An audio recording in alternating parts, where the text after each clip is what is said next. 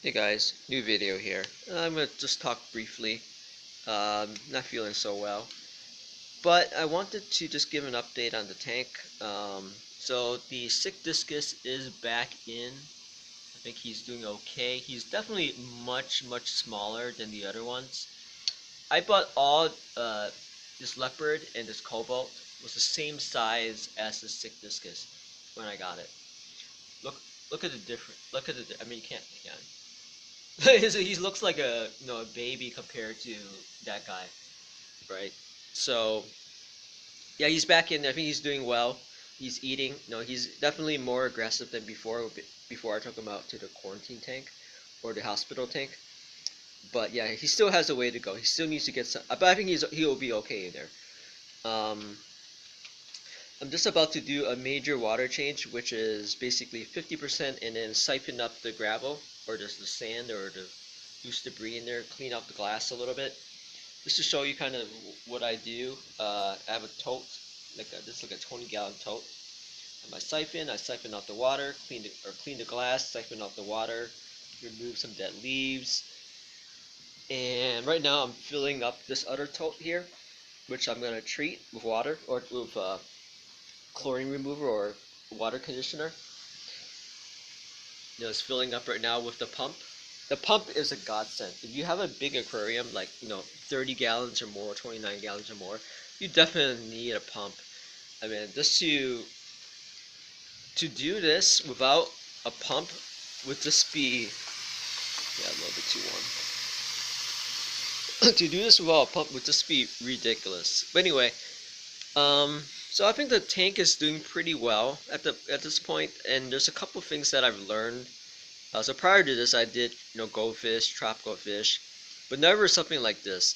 So when you're doing discus, it requires such a high temperature that it introduces a whole bunch of different new challenges that, for example, from like a traditional uh, tropical tank like a guppy tank or anything like that, or even a cichlid tank, it just introduces a lot of different variables. And here are some of the things that not misconception, and I'm also kind of an amateur, so I don't want to say that this is law, but a few things that I've learned. The first thing is that it's kind of like a debunking, but I think you should cycle a tank with fish at the high temperature of that range of that fish.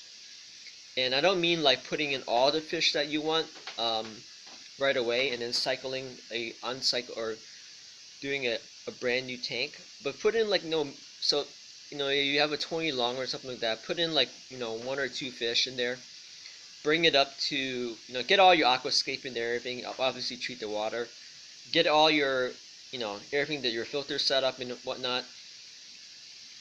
If you're planning to put in 10 fish in there, right, put in one fish or one or two fish, raise the temperature to the high end of their tolerance, or maybe even a little bit higher, right? And let that cycle. Basically, do a lot of water changes, and hang on one second. Do a lot of water changes, and yeah,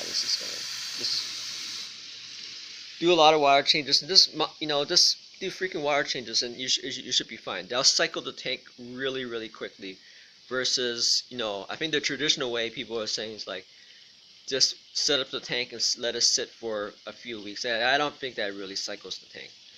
I think this is the best way to do it. And then after a month or so, or after a couple weeks, you can put in the rest of the 8 fish in. All right. Number two, algae. So I had a severe algae problem in this, and I still do, but it's getting better.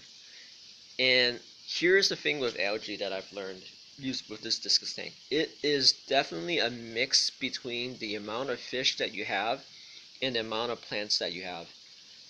So what I mean is that if you have a lot of fish in there, you need a lot of plants. Otherwise, the algae is going to explode.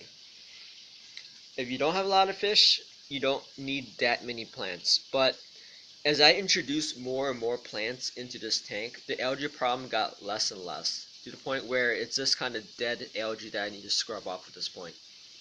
Also, for slow growing plants, right, you don't want them to be, they're going to get hit by algae the worst. So you want to lower them in terms of like the height in the water, so they don't get, overwhelmed by algae right away. So if you have an algae problem, keep adding plants, as many plants as you can, slowly, until it goes away. That's my thought on it. Also, you need, obviously, the flow in the water is important as well.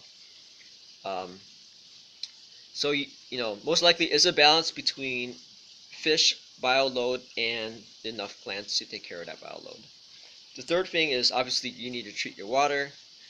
The fourth is you need to service your equipment. So this hang on back was acting up before.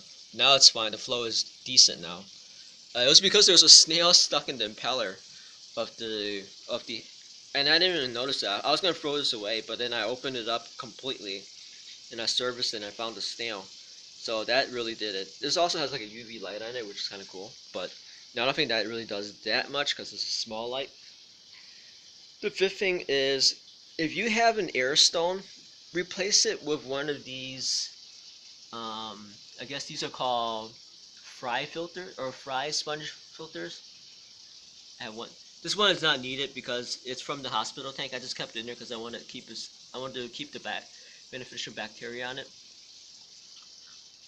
Replace that because the air stone really doesn't do anything per se. The air itself, it's the popping of the bubbles on the surface that that does the gas exchange. So to me that's kind of wasted power, right? Because you can still have bubbles from the air filter, from the sponge filter, and I like to use these ones with the elbow, the 90-degree elbow, because it pushes the bubbles further into the tank. So your air exchange isn't just happening in the back; it's kind of happening dispersed throughout the tank because the bubbles are being pushed by the 90-degree elbow and the flow from the filter. So that's my other tip. So if you have an air stone, replace it with one of these betta fry filters, and they're like $2 on eBay or less, depending on where you get it. The sixth thing is there's a lot of different cures and remedies online for sick fish.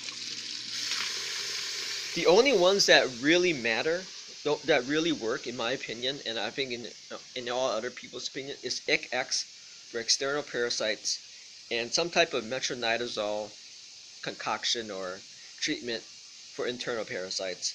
So I use MetroX, which is from Hikari, but I think the other one from API, the other popular ones from API, I think it's called General Cure. So if your fish is sick, don't bother with anything else besides metronidazole, some type of metronidazole treatment, either MetroX or API General Cure or IchX. Like everything else is just pretty much like snake oil, or that's not really going to help. Obviously, there's other parts of the treatment besides that, such as raising the temperature of the water, turning off the lights, and whatnot, or hospital tank. But just for the cure itself, for the medication itself, just IchX or metronidazole. So that's it. That's the update. Not feeling so well, so gonna do a water change today. Just clean this tank up a little bit. I think next week I'm gonna really kind of scrub the plants, get rid of that dead algae on there to make it look a little bit less grungy. But that's kind of the update for now. Hope everyone's doing well. And also, oh yeah, happy Thanksgiving.